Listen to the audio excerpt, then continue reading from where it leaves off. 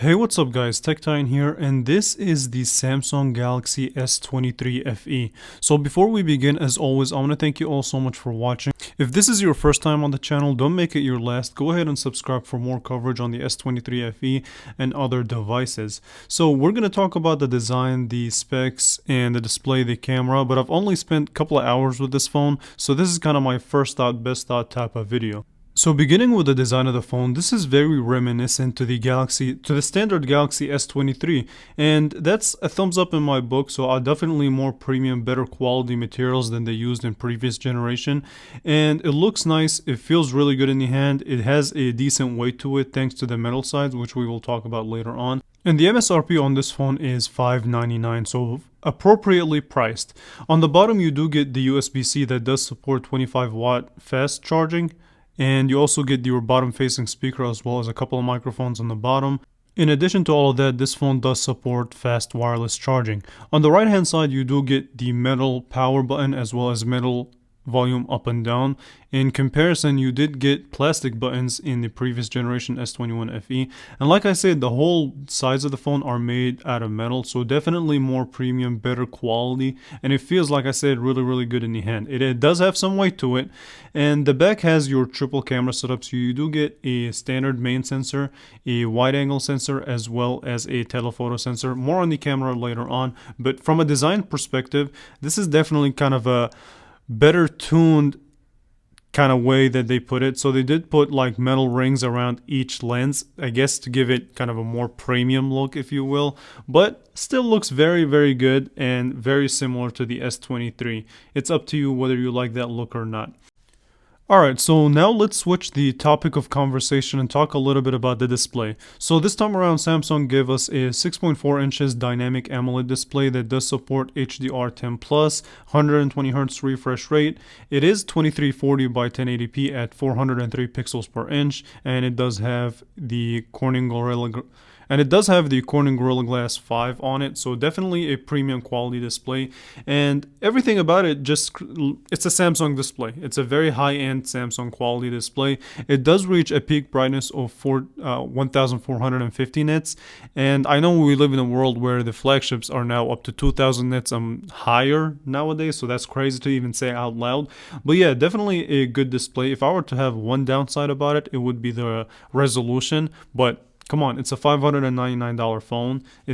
You can say it's the standard resolution for that type of price. It's not going to be a 2K display, but it is a high quality, very sharp. I don't think you'll be able to tell that it's not 2K display, but it's definitely high quality 1080p. So content consumption on this phone is going to be excellent, no doubt about it.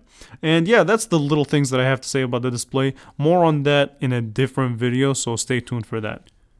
Alright, so now let's dig in and talk about the performance. So this time around, Samsung gave us the Qualcomm Snapdragon 8 Gen 1 if you get the US model. If you get the international model, you do get the Exynos 2200. This is the US model, so the Snapdragon 8 Gen 1 is the chip that we get here, and it's a last year's flagship, so nothing really to complain about there. You do get the Adreno 730 GPU. And you get a standard 128GB of storage, 8GB of RAM. You can opt in for a 256GB option, still 8GB of RAM. Now, the biggest complaint that I have about the specs is not the actual performance part of things. I feel like this phone is going to perform like a boss, like a champ, but only a 4500 milliamp hour battery. So I don't know what's up with that, Samsung. Come on. So I feel like battery life is not going to be the greatest on this phone. And if you think about it, the Galaxy A14 that cost $199 has a bigger battery and essentially, theoretically, should have a better battery life than the Galaxy S23 FE. So the A14 has a 5000 milliamp hour battery versus the 4500 that the S23 FE has. That should be a question mark. So why? So other than that, I feel like the performance is going to be very good on this phone. I don't think anybody's going to have a lot to complain about in that regard. And by the way, this phone does support IP68 water resistant. Okay, so now let's discuss the camera quality. Alright, so as far as your camera specs go, you do get a triple camera setup with a main sensor of 50 megapixels at f1.8 aperture, and it does support optical image stabilization. In addition to that, you get a 12 megapixel ultra wide at 123 degrees f2.2 aperture, and you also get an 8 megapixel f2.4 3 times optical zoom. In addition to all of that, you also get, crazy to even say out loud, for a $599 phone, 8K video recording at 24 frames per second, 4K at 30 frames per second, 1080p at 30, 60, 120 frames per second slow-mo, or 240 frames per second super slow-mo, or 720p 960 frames per second super slow-mo. A selfie camera of 10 megapixels at f2.4 aperture. So a lot of numbers.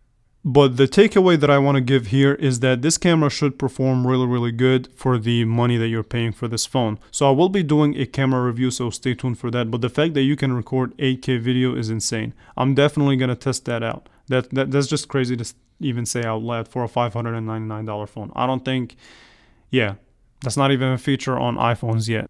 So far in the couple of hours that I've used this phone, I feel like this is definitely going to be a winner to a lot of people that really don't want to spend $1,000 on a phone. So $599 is a good price for this type of phone that you're going to be getting. So definitely stay tuned for the full review, the camera comparison, and I will be doing a comparison between this phone and the Galaxy A54 that's a $469 MSRP. So let's see how that pans out. But I'm very happy with the upgrades that Samsung has brought to the S23 FE. Definitely feels like a premium design, has premium specs, and just I feel like it's going to be the whole package. So let me do my testing, see where that goes. And with that being said, let me know what you think of the S23 FE. Do you like it? Do you hate it? And I will definitely catch you guys in the next one. Thank you all so much for watching.